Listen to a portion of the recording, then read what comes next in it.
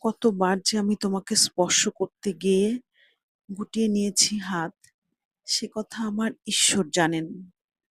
তোমাকে ভালোবাসার কথা বলতে গিয়ে কতবার যে সে কথা বলিনি, সে কথা আমার ঈশ্বর জানেন।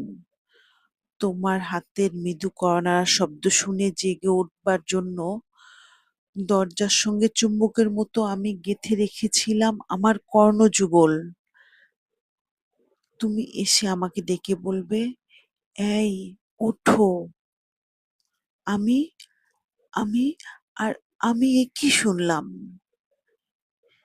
এ মতো উল্লাসে নিজেকে নিক্ষেপ করব তোমার উদ্দেশ্যে। কতবার যে এরকম এক দৃশ্যের কথা আমি মনে মনে কল্পনা করেছি, সে কথা আমার ঈশ্বর জানেন। আমার চুল পেকেছে তোমার জন্য, আমার গায়ে জ্বর এসেছে তোমার জন্য। আমার ঈশ্বর জানেন আমার মৃত্যু হবে তোমার জন্য। তারপর অনেকদিন পর তুমিও জানবে আমিও জন্মেছিলাম তোমার জন্য, শুধু তোমার জন্য।